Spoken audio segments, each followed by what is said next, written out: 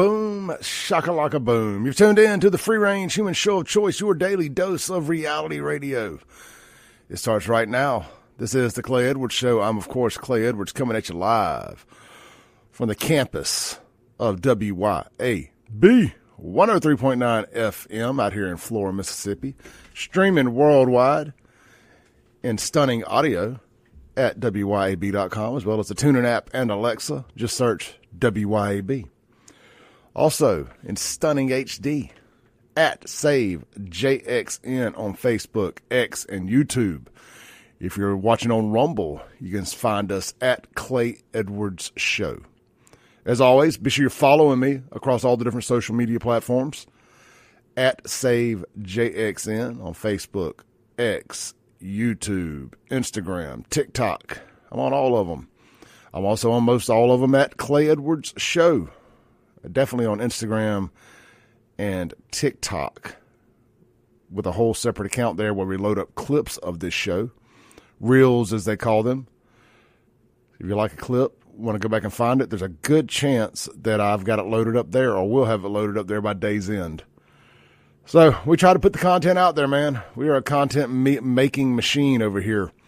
And that leads me to my next thing. Coming up in the third hour today, the 9 to 10 a.m. hour. Go live at 9:07. It's my heavy hitter show. I will be my own guest today.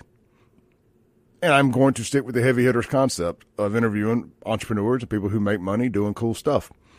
And I am that guy today. I'm going to tell y'all how you out there listening today can make six figures a year posting on social media, how to monetize your social media. And whether you believe it or not, the overwhelming majority of that doesn't even come from getting paid by the social media apps. Shocker, I know. Tell you how to become an influencer. And no, you don't have to dance on TikTok. You don't have to sell other people's crap on TikTok. No TikTok shop nonsense. None of that. Of course, you can do that. And kudos to those that do. I don't. So I'm going to tell you how you can become an influencer locally and make six figures. Claire, how do you know you can make six figures? I do. So I'm going to tell you how I do it. So tune in for that. And look, it's hard work. There ain't no easy way. There's no easy way to success. There's no part-time CEOs. You got to be ready to work hard. But you can also do it part-time. Not make as much, obviously. But everybody wants a second stream of income. Everybody wants a side hustle. Everybody wants to be an influencer nowadays. I'm just going to tell you how to do it, how I do it anyway. That's how it's worked for me. I have consumed hours and hundreds of hours of content about how to do this, and I have implemented that. And believe it or not, it actually works. It's like reading a book and doing what the book says about self-help. It actually works if you do it. But it all comes down to discipline. Do you have enough discipline to be successful? We'll talk about that in the third hour today. The Guns of Gear text line, 769-241-1944, 769-241-1944. If you're heading into Jackson from Clinton, Vicksburg, whatever, if you're heading east on I-20 along the Ellis Avenue exit, there's a 18-wheeler on fire. I passed it coming in west this morning, coming in westbound, right there at Ellis Avenue. All the local news outlets were pulled over there on the side of the road with the video cameras, like a bunch of ambulance chasers. God, I hate to know I had to pull over and film truck fires. Anyway, if you are delayed this morning, that's what it is. Find an alternative route. It looks like it could be a little bit. Half a truck was on fire in the middle of the road, I think. What I think I saw. I just saw one of the local news channels pushed a notification out about it. So you can go find it there. I think WJTV has already pushed out a notification. Says 18-wheeler fire causes delays on I-20 in Jackson. You know, it would be mighty nice of them if they would tell you which direction. Is it east or west? That's, one or the other. Is it east or west? That's important. That's as important if you're telling me as I-20. Actually, it's more important because I-20 goes two directions. Anyway, I digress. Had a good birthday weekend. I want to thank everybody who reached out and wished me happy birthday. I got a bunch of texts and calls and stuff over the last few days. Social media posts on the walls there. Over 700 last night before I went to bed, so I do appreciate that. This year was much better than last year. Last year wasn't in a good place mentally. I've been going through some stuff and trying to what's the word? Smother those feelings and emotions with alcohol. Doesn't ever help. So last year was no fun. This year was much better. Much better. Hung out with some friends Friday night. Shout out to the folks over at Cypress Point Resort for the dinner Friday night. Had a good time out there. Appreciate everybody that came and sat down at the table and spent some time with us. Really enjoyed it. Got me a big old tomahawk ribeye. I got so full on appetizers and that fact that I did go over there at lunchtime and ate the ribeye steak sandwich that I keep talking about. I did that. I went and ate the whole thing by myself for lunch Friday. Went home, took a 2-hour nap, and got right back up and pretty much went on over there for dinner, and I just wasn't hungry. But they kept bringing these phenomenal appetizers out, fried crab claws, stuffed mushrooms, fresh baked bread. They got the best, like, sweet honey butter I've ever had in my life out there. Anyhow, by the time my steak got there, I was full. So I just had steak wrapped up, took it home, and I had steak and eggs for breakfast Saturday morning and, well, more so for lunch, Saturday and Sunday. So I got my money's worth for sure. And then let's see, real quick, and we'll kind of get into the crux of today's show. We've caught the black mayor's line across America. I know, shocker. Black Democrat mayors. Are there any black Republican mayors in America? Just curious. You never hear about them. They're not black for a living, so you don't ever hear about them. But we went out to, I got to cut that alarm off. We went out to Philadelphia, Mississippi, Saturday night. Bunch of folks I know were fighting in that tough man competition. I keep calling it a tough man. It's not technically a tough man. It's a boxing match, professional boxing. But at Bout Time Brawling, they do a really good job putting these things together. And we went out to this restaurant called, I did a review on it on my social media, the Porterhouse in downtown Philadelphia. Highly recommend, if you're looking for something just a little different to do, swing by the Porterhouse. It's worth the road trip out there, man. If you want to go spend an hour or so in the car, just hang out, listen to a podcast, talk with your significant other, your friends, whatever. Just get a change of scenery. A change of scenery is so healthy. We enjoyed it. It's the second time I've eaten there, and it was phenomenal. I have nothing bad to say at all, nothing but good things to say. So check out the Porterhouse there in Philadelphia. But anyway, after that, we went to the fights, and man, it was a good time. We got there a little late. The fight started at 7. We got there about 8:30, but we got there for the main card. We stayed. We just took our time at dinner and stuff. I did miss my boy Tyler Norsworthy fighting. I hate that. I miss my buddy Bubba fighting. I thought we'd get there in time to at least see Bubba, but Bubba won. Tyler didn't quite win, but he did make it to a decision. And his goal was to not get knocked out. My understanding was he, of course, did not get knocked out. Kudos to all the fighters. Our good friend of the show, Mr. Luke Greenlee. Luke went toe-to-toe with an absolute beast of a man in the main event. And that last 10 seconds, I think they were both tapped out. But it went to the judges' cards, and Luke did win. Luke is now 3-0. 3-0. So shout out to Luke Greenlee. Hell of a fight, man. I tell you what, you see two battle oxes like that going at it. Like, it was just two grown-ass men going at it. And I got the video. I'll get it all posted over the next couple of days. I didn't want to just drown social media with it.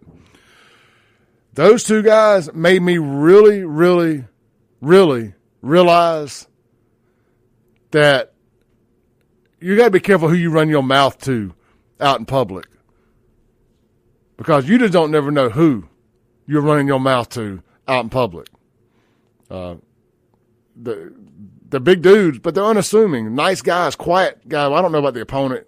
He seemed like a nice guy, but Luke's a really laid back, quiet, reserved guy who will whoop your ass. You don't want that smoke. I'm telling you. You don't want it. But anyway, congrats to Luke. Congrats to Bubba. And my boy Topher, world famous Topher from right here in Mississippi. Rapper, social media influencer, Christian, patriot. All that good stuff. Topher's first professional boxing match. Maybe his first fight ever. Legitimate sanctioned fight. He won. He was in there with a madman. I ain't never seen nothing like that. That guy was running around doing all kind of crazy stuff. Anyway, Topher won. Congratulations to Topher. Congratulations to Katy and Hailey, 2 local girls. Both won. Shout out to them. I think it's Hailey Schell and Katy Stegeman. I think I got Katy's last name right off the top of my head.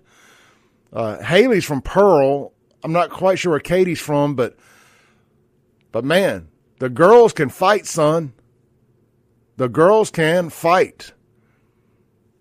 Hailey, now I'm just going with just generic numbers here because I don't really know how tall she is.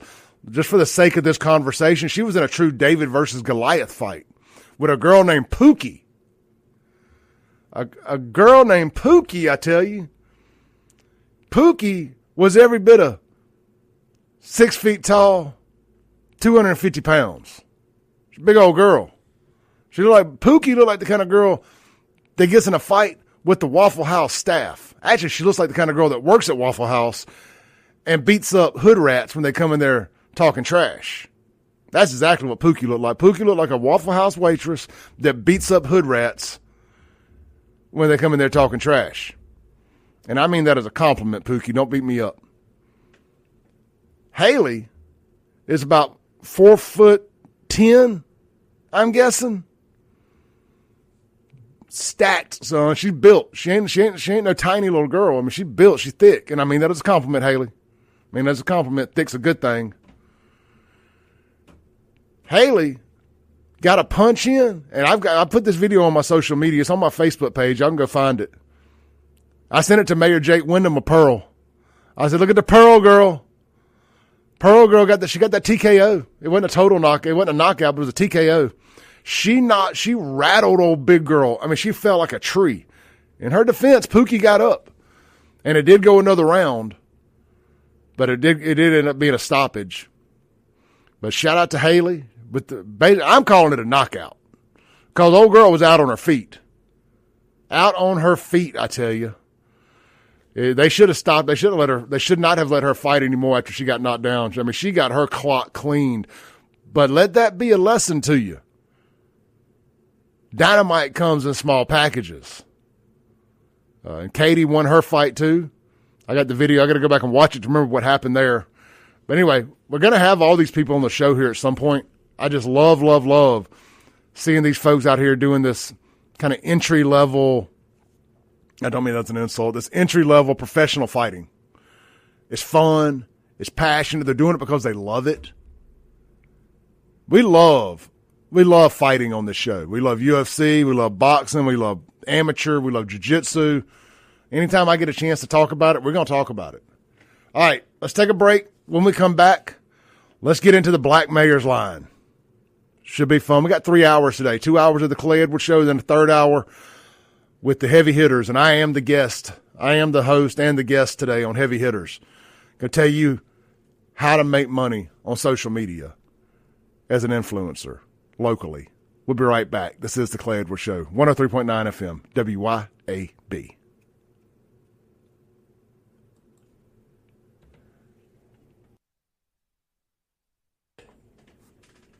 Welcome back in to the Clay Edwards Show here live on WYAB. This segment brought to you by our friends at Men's Health and Women's Wellness of Mississippi. Text Clay 601-800-5031. 601-800-5031. Text my name. They're going to get in contact with you for a free testosterone screening. Or maybe you don't need testosterone. Maybe you're just having troubles with weight loss. We probably need testosterone. They also offer compounded semaglutide. Help you with appetite control, alcohol addiction, and more. It's basically generic Ozempic. It's just the quickest way to describe it if you're not familiar with what semaglutide is. GLP-1s, all that stuff that you hear about. Some version of all that. It works. They're going to text you back. They're going to ask you what you're interested in, testosterone or weight loss. You can select one or the other. Maybe it'll select both. And somebody will get in touch with you. They'll get you a appointment set up to come in, do your complimentary testosterone screening. Boom, boom, bang. It's easy. You're going to be in and out in less than 10 minutes usually. It's just that dang simple. And then within 2 to 3 days, they'll be in touch with you, let you know your results, let you know if you're a candidate for testosterone replacement therapy or not. And bang, you'll be on the road to getting your life back. Quick story. Give me 60 seconds, and we're on to the black mares. My dad rode with me. Me and my dad ain't spent as much time together the last few years. I'm living on the other side of town and whatnot. And, my dad's been tired, man. He's just tired. But he went with me Saturday night. Me and my sister went, my brother-in-law went. A lot of the big extended friends and family trip. It was 10 of us total, up to the fight and out to eat Saturday night. My dad rode with me, and he rode back with me. And we were talking on the way back, and the conversation inevitably turned to testosterone. I knew my dad had started it a couple months ago, but I hadn't had a chance to have a follow-up conversation with him about it. And he sat there and told me, he said, Clay, I just want you to know that tonight would not have been possible. And I'm not making this up. He 100% said these things. He said, tonight would not have been possible if I hadn't started on testosterone. My dad's 76, and it has given him more energy, just a new lease on life, bit of a fountain of youth, so to say. And I could tell it. Like, it was visible. He's quicker witted. I mean, he thinks on his toes now. He's remembering stuff better. He's got more energy. I mean, it was 11 o'clock when we got home, and then he still had to drive back out to Byram, and he was perfectly fine. I mean, we talked the whole time there and back. I mean, I bet you we didn't listen to 5 minutes of radio going there and back. I mean, it was just good conversation. I mean, I'm seeing a new dad. I mean, this is my dad I remember from 20 years ago. I mean, I got emotional thinking about it. And he 100% credits it to getting on testosterone. So I just say that to say this. And my dad don't use Men's Health Mississippi. He uses his own personal physician. And that's fine. I don't care. I want all y'all to use Men's Health, but I'm just so passionate about people getting started on testosterone and getting their levels right that I don't care where you get it from. But if you don't have anybody you're getting it from, a lot of times it's hard to get your physician to do it. They want to keep you sick. They don't need you unlocking the key to the fountain of youth, because you might not be a patient for long if you do that. They need to keep you sick. They need to keep you on all these other medicines when they could simply probably just get you on testosterone. Now, I ain't no doctor. I'm a COVID vaccine specialist and a mask specialist and a race relations specialist, but I'm not a doctor. But I know enough. I've seen enough with my own eyes to know that testosterone is the key to the fountain of youth. So text Clay, 601-800-5031. Don't matter how old you are. That's the lesson for today. If you're older and you're thinking this ain't for you, Clay, I'm not trying to build muscles. I don't need all that. It's going to be bad for my blood pressure. No, it's not. Get your damn numbers checked today. And get on testosterone if you need it. You will not regret it. Get your life back. Get your mobility back. My dad said he's doing more errands around the house, cleaning out the pool, keeping the house cleaner than he has, doing his chores. But mom gives dad chores. Don't act like y'all's wives don't give you chores. Anyway, check it out. Men's Health of Mississippi. All right. So there's been this big hubbub since Trump decided to use military and federal law enforcement to clean up the crime in Washington, D.C. So first, my question of the day is this. Would you care if Trump sent in the military to clean up Jackson? There was another mass shooting in Jackson over the weekend. 3 people shot, 1 dead. 2 of them was women, I think. I've got to where there's so many shootings in Jackson. I don't even click on the stories half the time anymore. If I'm bored around the house, I'll click on it and make a effed around found out video or a mass shooting in blackest city in America video. I mean, they love to brag about it being the blackest city in America until some blackest city in America type stuff happens. Like mass shootings. Then, why you got to mention the race, Clay? Why you got to mention it's the blackest city in America? Because y'all always do. Y'all always do. I'm just doing what y'all do. You're just mad that I'm doing it when it's something negative that happens. You got to take the good. You got to take the bad with the good. It's the blackest city in America when bad stuff happens too. So would y'all be okay with Trump sending in federal law enforcement to clean up the mean streets of Jackson? Or would that be racist? Damn it, we don't want no black lives saved if Trump's the one saving them. But we're going to talk about these idiots up in Canton today, too. Trying to fight these black celebrities up there filming a movie. Y'all are so stupid. Gosh, dang, y'all are stupid. Where's my notes here? So anyhow, they big mad. So I just asked Grok. So the thing is, the black mayors and the black for a livings, the free the landers, are saying that crime is down in these cities. It's down to historic low levels. No, it ain't. Crime's down 20, 30%. And it's still at some of its highest levels in history. They're basing these crime being down on the fact that it had reached historic highs. But it's still out of control. Yeah, crime may be down 50%. Homicides may be down 50%. Carjackings ain't. Robberies ain't. Aggravated assaults ain't. And ain't is a word. It's like here in Jackson.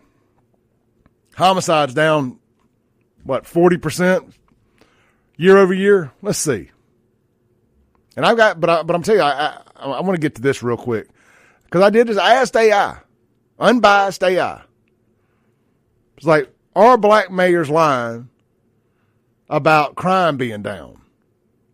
Or are they just not reporting crime properly? And of course, I got just the answer I was looking for. They ain't reporting crime properly. They do try to polish the turd a little bit and explain that it's not as bad as it sounds. It's because of it's harder to report it nowadays. It's more complex. It's more complicated than just not reporting it. So homicides are down 43% in Jackson. However, it still leads the way. Top 5 deadliest cities in America per capita, Jackson is still number 1. 31.3 percent. I guess that's how that's worded there. They don't have a real breakdown of that. But anyways, Jackson's number 1, St. Louis number 2, Louisville number 3, Birmingham number 4, Baton Rouge number 5. All southern black metropolises. Deadliest cities in America. All right, so I just wanted to get that out of the way. And somebody asked me, so what spurred me wanting to do this was I saw where WAPT did a story. Or they shared a story on their Facebook. Let's see if we can find it real quick. And it said, black mayors dispute Trump's claims of crime. Dang, we're running out of time. So I'm waiting on the internet here. Bear with me. It's a good thing that I know how to talk. We spent a lot of time waiting on the internet. Let's see here. Let's see. News. National news. I saved all my other links, but I didn't save this one. But, man, I replied back under their post on Facebook, and, we folks got mad at me. They don't like the truth, dang it. Oh, boy, they don't like the truth. Now, if I said something good about them, they'd have been all for it, but they don't like the truth. But, yeah, we're going to talk about Canton this morning, too, Chip Matthews. I'm coming for your city. I ain't got nothing good to say about Canton. All right, so here's what they're saying over at WABT. Black mayors of cities Trump called lawless point to significant declines in violent crime. Again, if you're not reporting it, sure, you can show significant drops. That don't mean it ain't happening. That's like your wife saying that she didn't cheat because she let the guy use a condom. And you believe in it. I know there's kids in the car, so I'm just going to leave it at that, on that analogy. Here's this from the AP/WAPT. As President Donald Trump declared Washington, D.C. a crime-ridden wasteland, or as Clay Edwards likes to say, a Democrat third world hellhole, in need of federal intervention and threatened similar federal interventions in other black cities, several mayors compared notes. I would love to see their notes. The president's characterization of their cities, do you think they draw on napkins with crayons? Anyway, the president's characterization of their cities contradicts what they began noticing last year when they quit reporting crime stats, that they were seeing a drop in violent crime after pandemic-era spike. In some cases, the declines were monumental, due in large part to more youth engagement, gun buyback programs, and community partnerships. Yes, I'm sure that the gun buyback programs are what did it. All the stolen guns that Pookie and John Tavius went and got, I'm sure they turned them right in and sold them. They're not going to use them now. Hands up, guns down, hands up. What was that? One of those dumb sayings they had back then for the gangs to put their guns down. So they love nursery rhymes. That's why the dumbest rap music is the most successful. Anyway. The president's characterization, we already read that, because now members of the African American Mayors Association are determined to stop Trump from burying accomplishments that they already felt were overlooked. They're using the administration's unprecedented law enforcement takeover in the nation's capital as an opportunity to disprove his narrative about some of the country's greatest urban areas. Oh, I got to read that again. Who wrote this? What white liberal wrote this? Nancy? They're using the administration's unprecedented law enforcement takeover in the nation's capital as an opportunity to disprove his narrative about some of the country's greatest urban areas. Have you been to some of these cities? Quote, it gives us an opportunity to say we need to amplify. Oh boy, there's one of those words they love, amplify. We need to amplify our voices to confront the rhetoric that crime is just running rampant around major U.S. cities. It's just not true, dang it, said Van Johnson, mayor of Savannah, Georgia, and president of the African Americans Mayors Association. It's not supported by any evidence or statistics whatsoever. Again, when you don't report the statistics, it's easy to say it's not supported. After deploying the first 800 National Guard members to Washington, the Republican president is setting his sights on other cities, including Baltimore, Chicago, Los Angeles, Oakland, California, calling them crime-ridden and horribly run. Calling them crime-ridden and horribly run. One thing they all have in common, they're led by black mayors. Hey, y'all said it, not me. No one's half the battle. It was not lost on any members of our organization that these mayors either were black or perceived to be Democrats, Johnson said. And that's unfortunate. For mayors, we play with whoever's on the field. The federal government's actions have heightened some of the mayors' desires to champion the strategies used to help make their cities safer. None of these cities are safer. None of them. However, hold on. There's more. says Trump argued that federal law enforcement had to step in after a prominent employee of the Department of Government Efficiency, or DOGE, that's big balls, was attacked in an attempted carjacking. He also pointed to homeless encampments, graffiti, and potholes as evidence of Washington getting worse. However, statistics published by the Washington Metropolitan Police contradict the president and show violent crime has dropped since a post-pandemic peak of 2023. Chicago's Mayor Brandon Johnson scoffed at Trump's remarks, hailing the city's historic progress driving down homicides by more than 30% and shootings by almost 40% in the last year alone. Mayor Karen Bass of Los Angeles, where homicides fell 14% between 23 and 24, called the federal takeover nothing but performative power grabs. In Baltimore, but you think Chokwe's a bad mayor? The nut job they got in Baltimore is bad, and also, I'm pretty sure, a member of the LGBTQ community to boot. In Baltimore, they have seen historic decreases in homicides and non-fatal shootings this year. And those have been on the decline since 2022, guys. According to the city's public safety data dashboard, carjackings were down 20%. They never tell you about how high they are, though. They just tell you how much they've fallen. But they yet to tell you that they're still mind-boggling high. And that other major crimes fell in 2024. Only burglaries have climbed significantly. Only burglaries. That's where they break into your house. Let's take a break. We'll be right back on the Clay Edwards Show. Call a black mayor. Tell them to listen in this morning. We're having a truth sermon here on the show.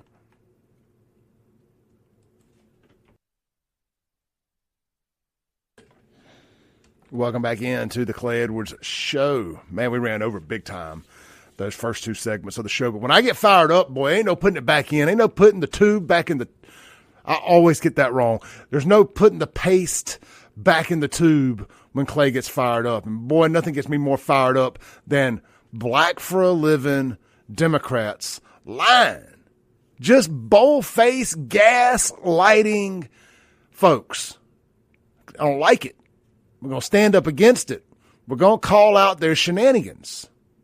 That's what we're going to do. We're going to pick it right back up, right where we left off. We'll do an ad read later. I'll make up for it in the second hour. Picking back up on our story, where they said, only burglaries have climbed slightly. Well, yeah, but tell us what that number is. How many burglaries were there in Baltimore? It's only climbed slightly. It's only up a couple hundred more. Well, there was probably 10,000 burglaries. So that's what they do. They just spin things. It's a spin cycle. The numbers are down. Well, the numbers are up. Yeah, but what are the numbers? I don't give a damn how much they're down. What are the numbers? Continuing in our story from WAPT. The lower crime rates are attributed to tackling violence with a public health approach, city officials say. In 2021, under Mayor Brandon Scott, Baltimore created a comprehensive violence prevention plan that called for more investment in community violence intervention, more services for crime victims, and other initiatives. White people, let me tell you something. If you are thinking about going to, or you live in a city that has violence intervention officers, run. Leave as fast as you can. You are not welcomed in these cities. They think everything in these cities is your fault.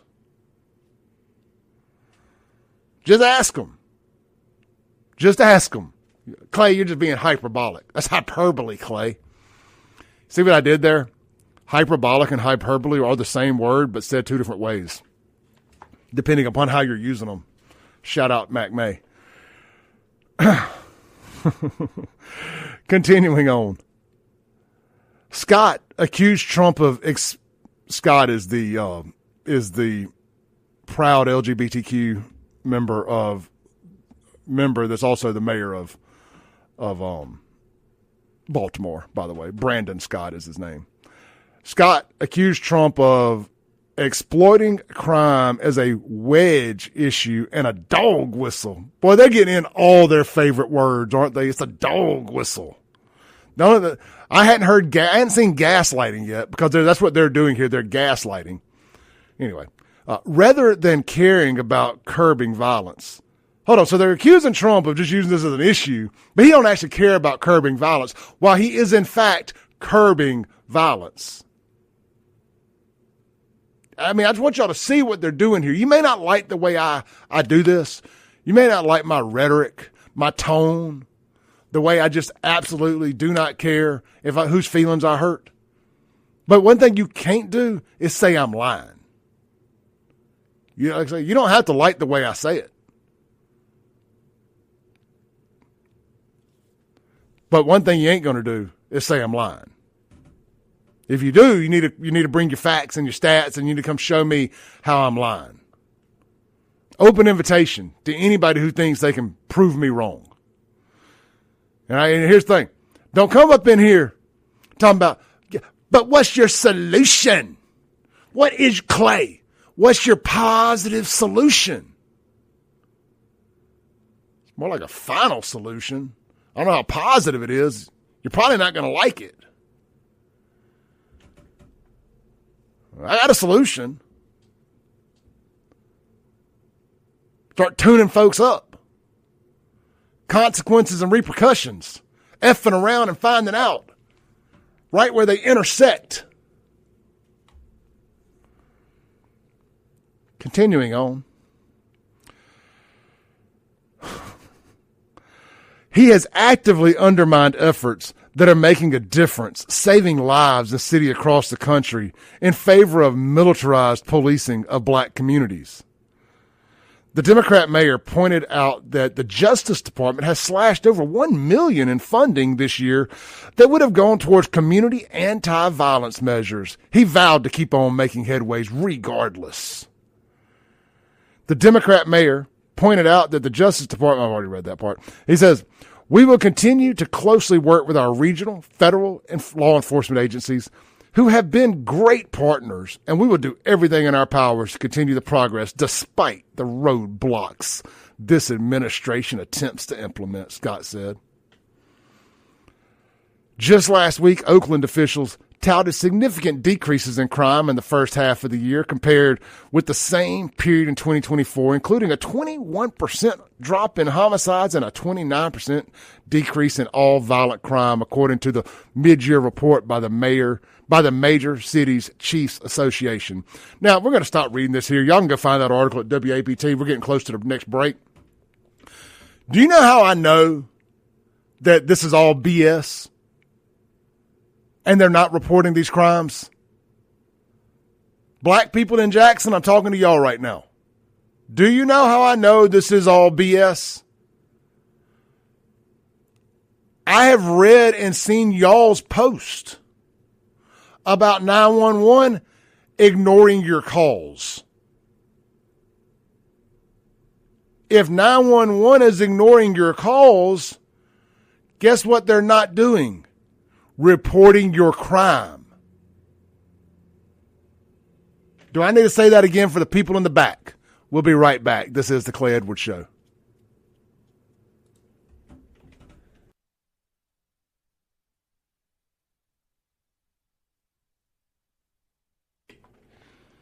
Welcome back in to the show. The Clay Edwards Show, that is. Like Batman. There's a little Save Jackson light that gets flashed up into the moon when I'm needed. Now we got a whole another hour of the Clay Edwards Show to go, followed by a third hour of heavy hitters this morning. Don't go anywhere. We'll be right back online. I'm staying with y'all. Radio, don't go nowhere. Give me your comments here this morning. Get them up on the screen. And look, like, black folks, Jacksonians, white folks that ain't got the nuts to stand up and call this crap out like I do. Just want to pander a little bit, scared, whatever. I get it. We're going to call this stuff out. That's what we do here on the show. So, let's see here. Let's go back a little bit on these comments, kind of see what I'm working with this morning. Let's see here. Corinthian, one of the people I have a lot of respect for in Jackson, says, my good friend Richard Irvin is the first black Republican mayor of Aurora, Illinois, an up-and-coming community outside of Chicago. Yeah, man.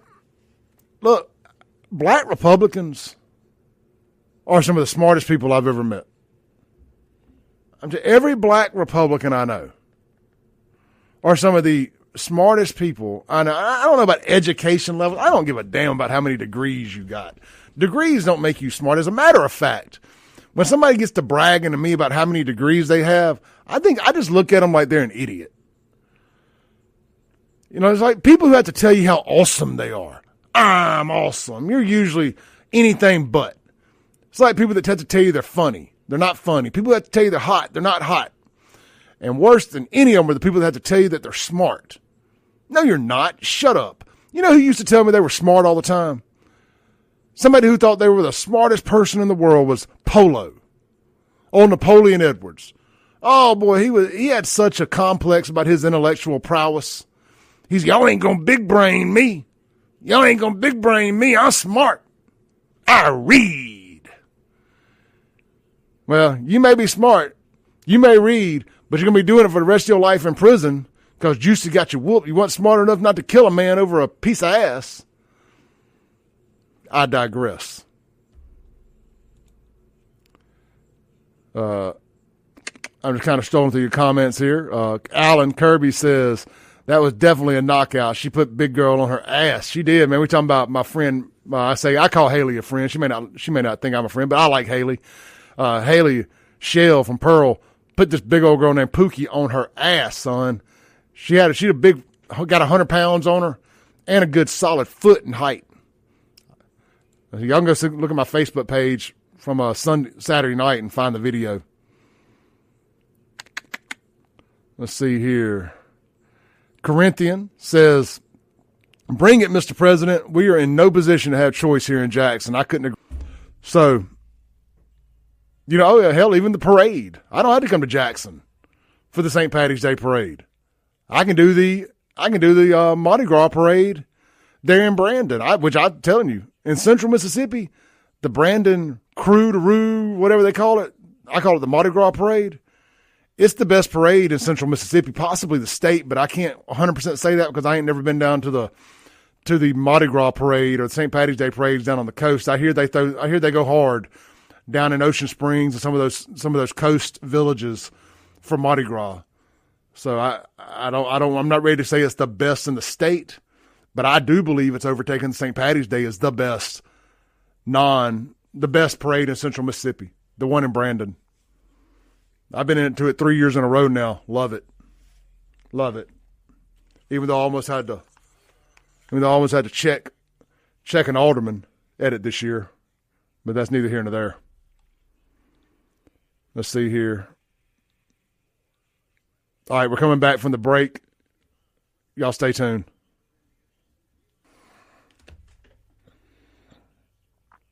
Award-winning podcaster, most incendiary radio host in America, right out here in Jackson, Mississippi, or central Mississippi anyway.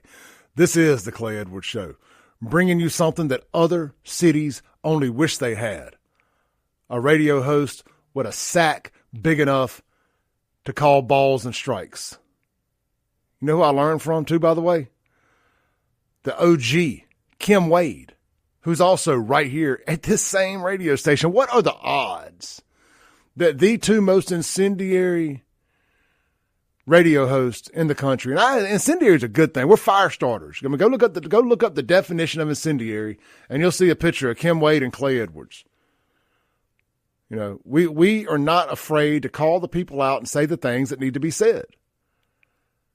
I mean, I ain't spoke one lie on this show this morning, but they'll call you a racist. He's a racist. They'll call Kim and Uncle Tom. But you can call me anything you want, just don't call me collect. Does it make what I said any less true? Or you just don't like the way I said it? Ree! You can't speak facts. Facts are lies. Facts is racist. No, they're not. And I'm going to tell you something here publicly right now. I have extended an invitation to Jackson Mayor John Horn to come sit down on this show. Now, y'all know I've been very public. I have said that I am giving him time to find the bathrooms, get settled in, get his people in place, get everything in place. And we're not going to blame any of these problems on the current mayor. I figure about a year, unless he just does something really egregious and stupid. And the shiesty mask ban with all those caveats in it was really egregious and stupid, and I really want to put that on him. But I'm reserving judgment until I find out if he's coming on the show or not. But if y'all know John Horn, tell him to check his Instagram DMs. That's where I chose to reach out. They responded to one of my posts. They said, thank you.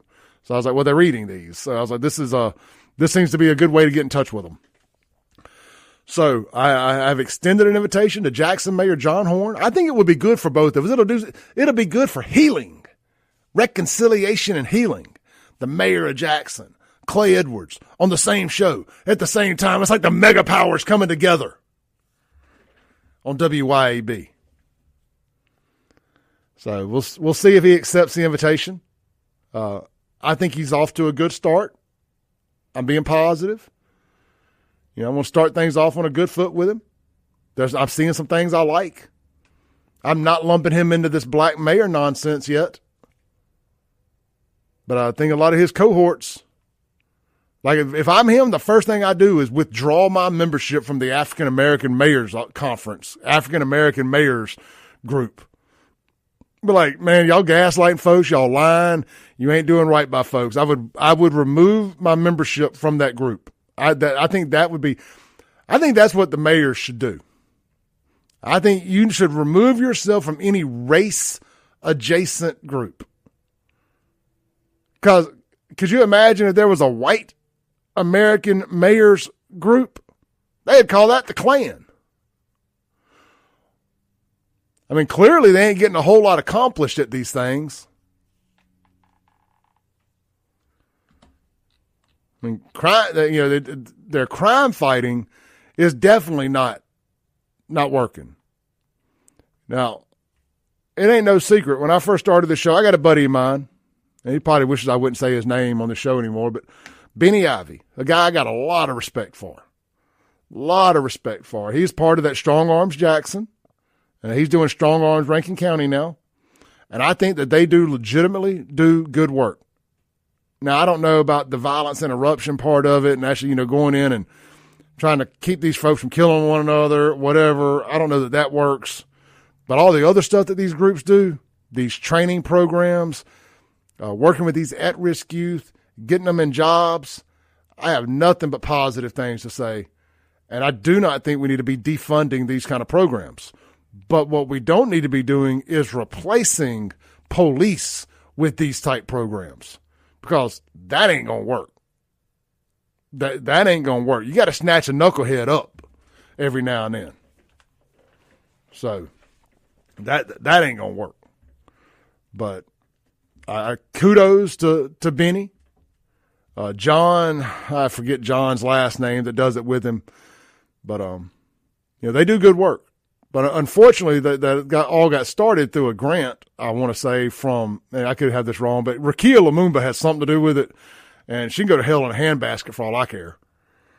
Hopefully they have removed themselves from her. We'll see. I know there was going to be a fundraiser done for them a while back, a couple of years ago, by a local business. And somehow or another, Rakia got in the middle of it, and that business decided they weren't going to do it. They were going to throw a big gala, big ball for them, and she got all up in the middle of it, and all the Free the Landers, and they're like, "No, we're out." So, all right, sorry, I was drinking some water. I do apologize. I tried to do that during the breaks, but I was thirsty. Boss. Yeah, Barbershop Bob, watching on YouTube, says, I doubt Horn has the pearls to sit down beside you. I concur. But I hope he does. I'm gonna give him the benefit of the doubt. I've seen him do some shows. He sat down with Kingfish. He can sit down with Clay. Mr. Dilligaff, watching on X, says, who's to say crime isn't a planned outcome of the black Democratic mayors? I believe it is. You know, I've said it on the show. We're going to get to my stats and facts on how I came to this conclusion. Sorry, somebody's honking a horn outside the studio. Dang it, that horn honk caused me to have a complete brain fart there. Oh, yes. So what Mr. Dilligaff said about who's to say crime isn't a planned outcome of these black Democratic mayors. I said this one day last week. 100%. They don't want crime fixed in these cities. That's why they're throwing a hissy fit. If Trump's way fixes it, which it will. Now, it will stop it, but the minute that Trump and them go away, it's going to start right back.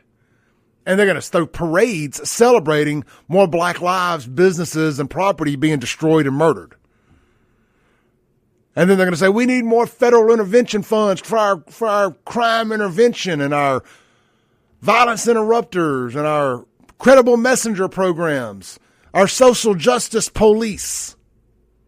It's all a grift for money, y'all. The money is not in the cure. The money is in the medicine. They can only do so much robbing, stealing, and pillaging of the police departments and fire departments' budgets. But if they can create these new departments under the mayor's office, like these Office of Violence Interruption, Office of Social Justice Policing, Office of Credible Messengers, they can steal that money. They can pay their homeboy 6 figures a year and just tell them straight up, hey, bro, on that money I got you, you know, that's pretty much free money because we don't expect you to actually do anything. You're going to cut me back. You know, you're going to go to that ATM and you're going to give me 50% of that after taxes. You're going to pay the taxes. I'm going to get 50%. And you can keep what's left. I'm getting 50% of the before tax money is what I'm saying. So let's just say it's $2,000 a week paycheck he's getting. One of these mayors or somebody in that mayor's office, Raquel Lumumba, allegedly, of course. So you're going to give me $1,000 of that. And then you're going to pay the taxes and you're going to get to keep what's left for being the face of it. So you maybe get $500-$600 a week, your cut. But hey, it's for not doing anything. You don't think that's going on with some of this BS? Hell, I would almost be happy to know that that's what's going on, and it is in fact a hustle, and they don't really believe that any of this stuff is going to fix crime. I can deal with you being a crook. I can't deal with you being an idiot. And unfortunately, I think we got a little bit of both going on. The Free the Landers, the Lumumbas, and people of their ilk are idiots and crooks. You know, during the whole black fatigue debate that's come up lately, since that phrase became so popular online, I saw somebody black actually ask this question. As you know, one of the black folks who have black fatigue, ghetto fatigue, whatever you want to call it. They said, black people, you don't think, they love, there's a whole demographic of the black population that loves to say that America is so racist and racism is on the rise. I mean, the NFL sure thinks so. They left that BS in their end zone. We're going to talk about that if we have enough time today. But somebody black finally asked black folks, I don't think y'all's behavior may have anything to do with people not wanting to be around y'all. I mean, every time they open up the internet, they see y'all brawling on cruise ships, Carnival cruises to be exact. They see you at fast food restaurants, twerking on countertops, throwing crap everywhere. They see the murder in these black cities, the out of control chaos. Every time they see a Dodge Charger in the rearview mirror, they weren't worried that they're about to get carjacked or shot up. They said, y'all don't think y'all have anything to do, that some of this behavior could possibly have anything to do with people feeling a little bit of racism towards you? Man, I mean, that hit hard. That hit hard. Could this behavior have anything to do with people not wanting to be around black folks? That's a real question. I mean, I don't want to be around anybody that acts like that. But overwhelmingly, it's one particular group that I see acting like that the most.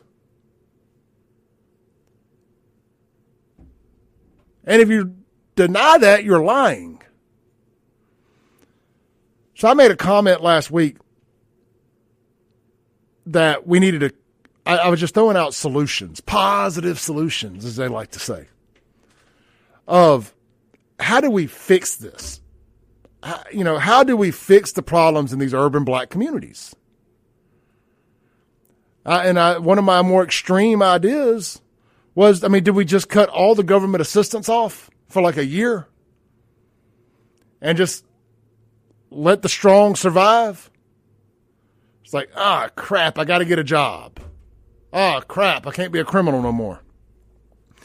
I'm just saying, we're at a crisis level where we got to try out of the box thinking here. Do we just cut it all off and say, man, you got to go fend for yourself and become a self-sustaining citizen of this country? We cannot continue to make you cancel proof where you can act and do anything you want. Act any way you want to act, do anything you want to do, say anything you want to say, and your government check's still going to come in every month. These hood rats are legitimately what we call cancel proof. They can do anything they want, and that government check is still going to come.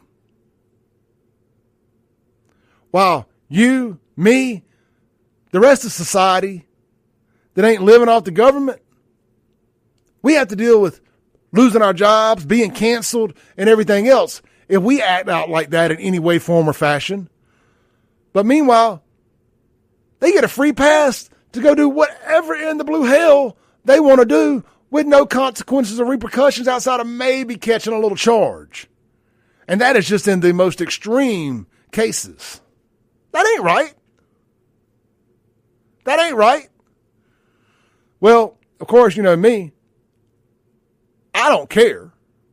So I clipped out that segment and I put that very caption: should we cut off government assistance to black communities for 1 year?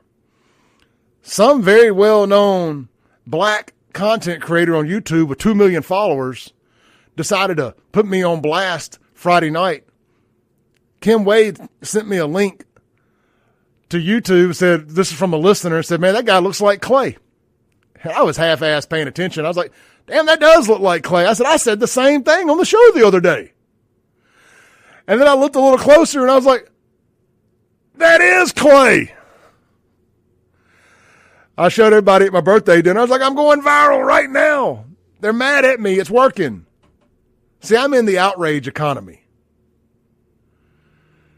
What's that guy's name over at Empower, Mississippi? Wanted to get up in my personal business last week. Grant Callen.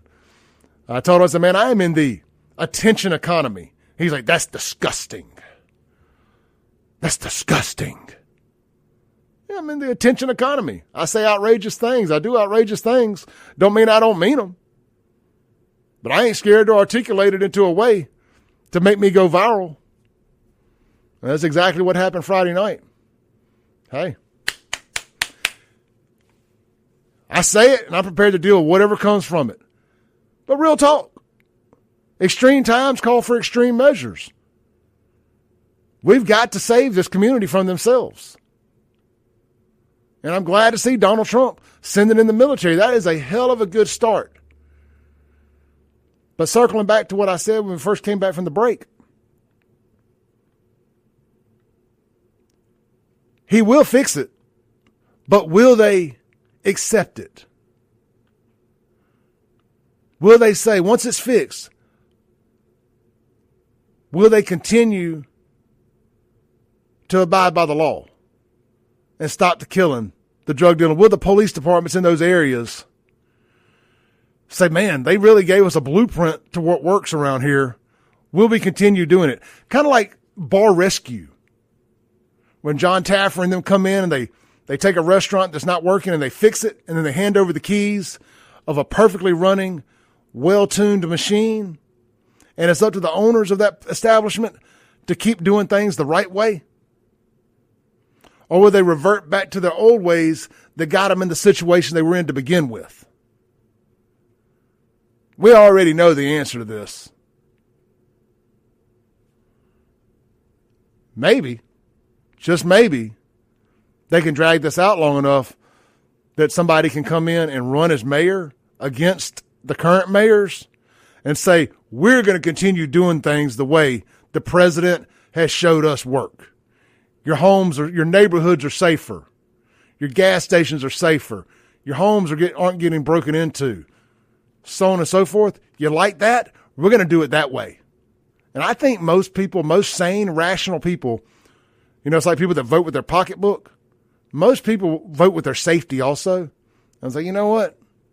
That old way ain't working no more. I like the new way. I don't care if y'all don't like Trump. I like the new way. I like being safe. I like not getting shot. Let's take a break. We'll be right back on the Clay Edwards Show.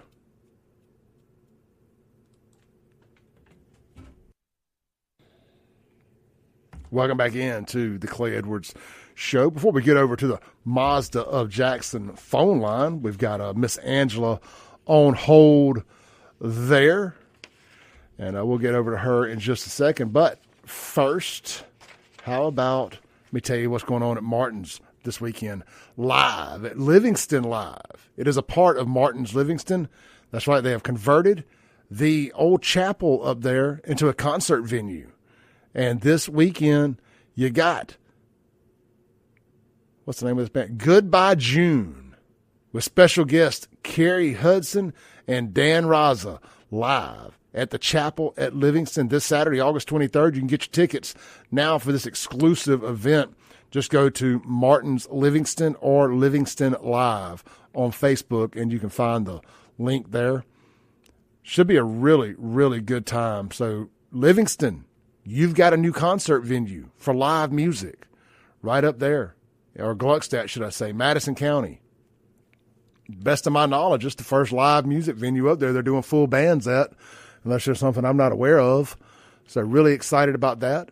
In the meantime, get over to Martin's today for a great lunch. Can you go wrong at Martin's? I'm pretty sure you can't. So downtown Jackson or the Livingston location. Real quick, let me tell you what the plate lunch is today. It's fried or grilled pork chop. So that's the blue plate. And be looking forward to the big concert this weekend right there at Livingston Live. Goodbye June with special guest Carrie Hudson. Oh, man, that's going to be a big one. I make it out there for that, man. I love seeing concerts in new buildings or like unique venues. All right, let's go to the Mazda Jackson phone line. We got Miss Angela on the line. Hey, Angela. Good morning, Clay. How are you? I'm doing good. How are you? Did you enjoy your birthday? I did. Very low key. Good. Didn't drink much, so no hangover to deal with. But I did go by core therapy Friday and get an IV treatment, a little prevent defense. And then I didn't even take advantage of it to the fullest extent that I should have. But, hey, I felt good, got a lot accomplished this weekend, so rock and roll, baby. I see you got a chance to hang out with your dad. Hey, I wanted to leave a comment and say he looks like he probably whooped your tail a lot. He did. Hey, and I understand that the topic at hand, you said that you had gone viral, someone who had so many millions of followers. What was the gist of the comment that you made? Because I didn't catch your comment. I didn't even know that had gone viral. Yeah, I didn't either until Friday night. Apparently, I said that I was throwing out recommendations or suggestions, extreme ones, for what we needed to do to get these urban black communities back under control and try to get the culture back in check. And one of the suggestions was, we've for far too long, too many people in the community have gone unchecked. They're getting a government check which makes them cancel proof. You know, should we cut that off? You know, and I don't mean to people in true need.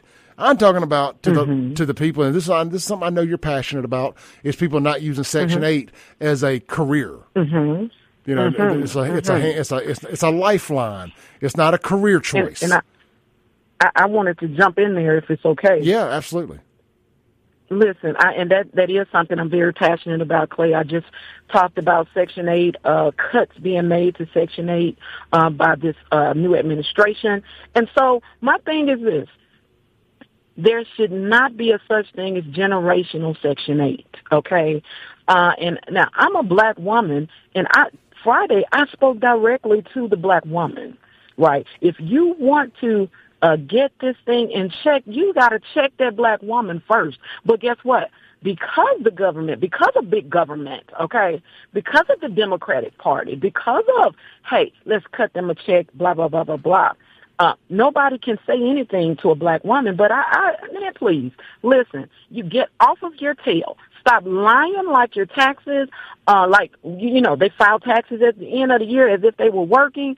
You know, a lot of people are just finding ways to pimp the system, and I get it. You know, you're trying to figure out how to rob Peter to pay Paul, but listen, let's do it the right way. If you're saying that you did it, make it a legitimate business. Go on the website, do your formation, get your LLC, and make it legitimate. See, SNAP benefits, that's to supplement income that you have. But what we're finding, Clay, is that this is what's going on. When you're on Section 8, you're doing hair out of that Section 8 apartment, and you're lying about your income. Instead of being forthcoming and saying, this is how much money that I made because I formulated an LLC, you know what they'll do? They'll take that receipt, they'll take those invoices and everything that you were paid, right, and they will deduct and say, well, this is how much your rent will be moving forward. But see, they are afraid of being honest, and black women don't want to face reality. Man, get out there and give a real legacy to your children. You want a real legacy. And also, I said this, Clay, and people may not agree with it, but every person who's on food stamps, Medicaid, Section 8 welfare, they have a caseworker. Now, the caseworker should be responsible, right? This should be a new responsibility. This is pretty extreme, too. They should go out there and check your social media presence. And if you're out there and you're spewing hate, you're spewing all types of twerking and things that are unbecoming, that should be deducted. They should be deducted for every post that they made. If it would get you fired from your real job, it should get you fired from your Section 8. I agree. I totally agree. And there are supposed to be 2-year term limits or limits on how long you can have Section 8. I'm in agreement with it, because after 2 years, maybe 3, right? You should. Now, this is not, and I agree with you now, this is not for the people who are veterans, disabled, and elderly. That's not what I'm talking about. Let me be clear about that. Yeah, what they were mad That's about with me was that I didn't say cut it off on the white community either. And my response to that was simply, well, point to me a singular white community that has these problems and cut them. If you can find me an entire community like Jackson that has just got a culture rot issue, I will absolutely entertain cutting theirs off too. You know what I mean? Like but you know what? This ain't a black-white thing, but it kind of is, but I'm not intending for it to be. Those are people who don't listen to your show, because clearly if they listen to your show, they would know that you would go after that community as well. But what we're talking about, what I was talking about on Friday, were black women. Now, I got some things I want to say to the white women, too. Please do. In the white community, don't hold back here. They need to be having babies. They need to be having babies by white men, right? You know, I'm not trying to switch over to the black community and have babies. Nothing against the way you love somebody or who you love. But if you look at the birth to death ratio in the white community, it is off drastically. Oh, yeah. It's all about self-preservation. And if you listen to people in your own community, white woman, you will find out that even though you may not align yourself with what David Duke was talking about, he was trying to say, white women, let's have white babies. They rebelled against their own white men. And so black people talk about this constantly. We talk about black babies, babies. We need more. It's what keeps us unique. Everything don't have to be blended. Everything doesn't have to be. I agree. I totally agree, Clay. And it's not to say that Clay Edwards is not a handsome white boy, but listen, it's somebody over in the black community I need to be having babies by because self-preservation is important. Clay Edwards needs to be having babies by a white girl. Now, I will say this. That's just my opinion, that's just my opinion. Well, let me say this, though. First and foremost, don't be having babies with anybody just for the sake of having babies. Have babies with somebody you plan on being with and I don't care if they're white, black, blue, green, or other. I care way more about you staying with that person and raising that child together. That's it. That's it, Clay. Because that's what's going to fix this problem that we have is fathers back in homes. We're taking care of your silent, significant other's child. That's what we're doing, and we're tired. Big government is no longer. And just so I'm clear, and people have it on record here, this is a problem in the white community too. People having babies out of wedlock and raising these kids without any fathers in the homes. And there is a difference in fathers not being in the home and fathers being present. There are a lot of separated families where you got a good dad over here and a good mom over here who just couldn't be good together.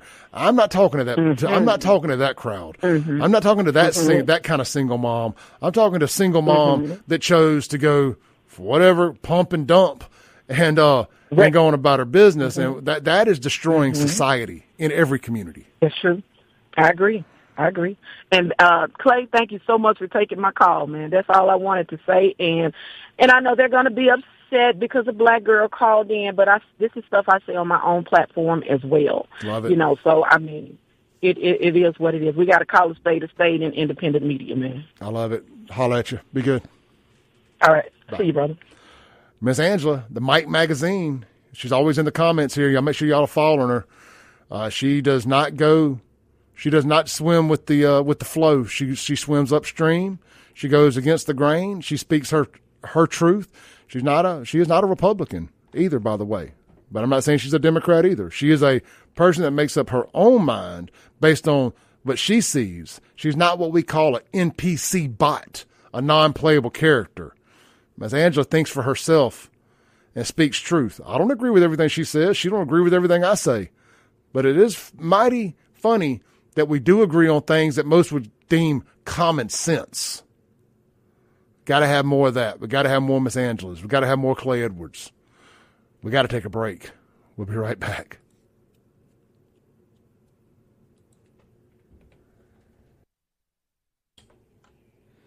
All gas, no brakes. Breaking rules when necessary. Even doing a little bit of effing around and finding out in my free time. This is the Clay Edwards Show. Welcome back in. 103.9 FM WYAB, streaming in stunning HD as I rock my throwback Mississippi State shirt this morning. At Save JXN on Facebook, X, and YouTube. At Clay Edwards Show on Rumble. Jump into the conversation in the chat. Very lively this morning. Guys, I appreciate y'all noticing technical mistakes. I appreciate y'all pointing them out. There was a button pushed here that somebody wasn't supposed to push. And I knew that y'all couldn't hear Miss Angela there for the first minute or so of that. It will be on the podcast. It does push over there, so I do apologize. You can go back and hear the whole conversation when I clip it up and edit it out later. Don't forget, stay tuned for Hour 3. I am the guest and the host of Heavy Hitters today.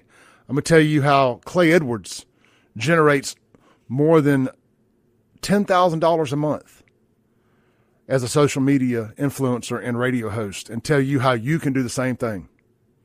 Now, I ain't bragging about how much money I make, nothing like that. I don't even know if 6 figures is something to brag about anymore, as expensive as everything is. But I just want to help show you that you can unlock a whole nother stream of income without having to have 1 million followers. I'm going to drop some free game on y'all today. I don't care what kind of content you make. If you want to make extra money doing content, I'm going to tell you how to do it without having to have a huge following. So stay tuned for that in the third hour. This segment brought to you by our friends over at UrgeVet. Man, I want to give a shout out to Dr. Spencer Mills. He came out and had my birthday dinner with me Friday. Spencer's great people. He is the owner of UrgeVet and the veterinarian there, one of the owners of UrgeVet. They're located right there in Madison. They are an after hours and an after hours and weekend veterinarian clinic. They open 5 p.m. to 8 a.m. Monday through Thursday, and then Friday, Saturday, Sunday, they're open 24 hours. Not Friday, I'm sorry. 5 p.m. to 8 a.m. Monday through Friday, Saturday and Sunday, they're open 24 hours. So when the other ones are closed, they're open. And I actually, ironically, I don't know if ironically is the word, but I saw a friend of mine, Brittany, on Facebook, post that she was there 19 hours ago, unfortunately, with a pet. I hope none of y'all ever have to go to UrgeVet. But if you do need an emergency veterinarian clinic, please consider UrgeVet on Olympic Way in Madison. And also, Dr. Mills, and I hope his business partner, Brian, will be in the studio with me Thursday to promote the screening of their Neshoba County Fair documentary. Y'all have heard me talk about it. There's going to be a screening this Sunday at the 2 museums in Jackson. I'll give you all the details as the week goes. But if you want to see the soon-to-be worldwide released, possibly on Netflix, they ain't got it all worked out yet. I'm pulling for Netflix because I think that puts them in front of the biggest audience possible. So that's why I'm saying Netflix. I'm trying to will it into existence. But there's going to be a premiere, no charge, this Sunday, I think around 2 p.m. I could have the time wrong. I have to look on the flyer. But it's in the afternoon at the 2 museums in Jackson. I've seen the documentary. It's phenomenal. You're going to want to see it too. So circle the calendar this Sunday, downtown Jackson at the 2 museums. It is the Central Mississippi premiere of The Last American House Party about the Neshoba County Fair.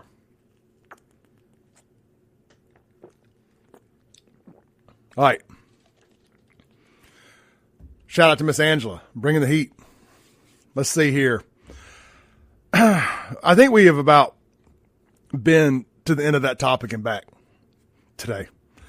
It's something we could talk about ad nauseum, and we will. We have. We ain't going to stop until you start calling it out. And this is why I push the black community so hard. I want y'all to start calling this stuff out. I shouldn't have to do this. I'm falling on the sword for y'all. Clay Edwards should not have to be the one doing this. But God put it on me until one of y'all decide to do it. God put it on me to do. But y'all should be doing it. The leaders in your community should be doing it. And you should be asking them. These pulpit pimps, these preachers, these business leaders in the black community, you should be asking them, why is the white boy having to do this? Why have we put this on his shoulders?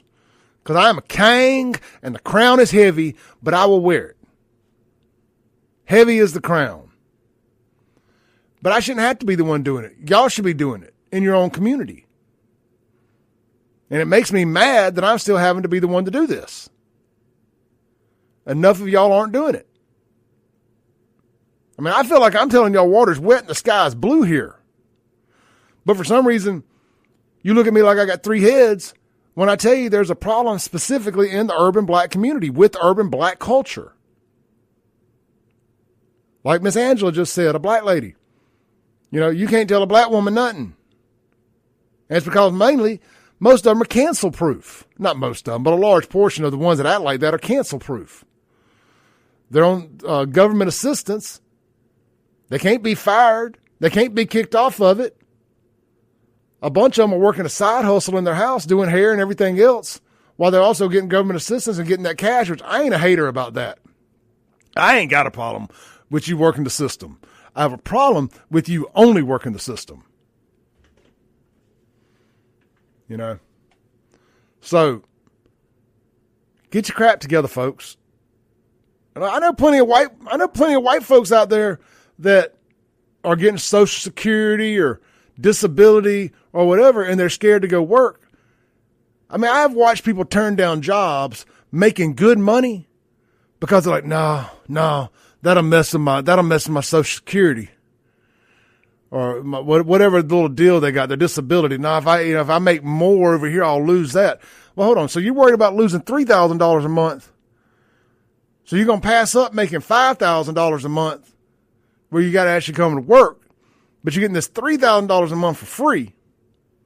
But you could go over here and make $5,000 a month, but you're going to turn down making $2,000 extra, $3,000 extra because it actually involves work because you want to stay on the government tit. I lose all respect for you as a human being when you do that. Like I cannot respect you when you pass up the opportunity to make more money to keep getting lesser free money. If we're talking about apples to apples, I'd be a hater if I said I wouldn't do the same thing. But my track record does say that I wouldn't do the same thing. During COVID, I could have very well, I'll just tell y'all, I was making $1,000 a week at the car lot during COVID. I got the occasional bonus here and there, working 40 plus hours a week. Now, I could have took the state and federal PPP money or whatever it was, and it came up to like $975 a week, roughly, and still be doing radio and making more money. But I chose to shut up and go to work every day because I was trying to become a better person. I was trying to show myself that I wasn't a quitter and that I had discipline, and I would rather get up and go to work every day than sit around and just draw a check. I mean, now hindsight's 2020. What I should have did was took that check and really focused on growing radio and social media. And we're going to talk about that here in the next hour on the show. I hope y'all don't go anywhere. But anyway, I just lose respect for you, man. If you're so worried about keeping that government check that you pass up making real money so you can keep getting that government check. We ain't the same. I'm built different. This is the Clay Edwards Show. We'll be right back to land the plane for the day.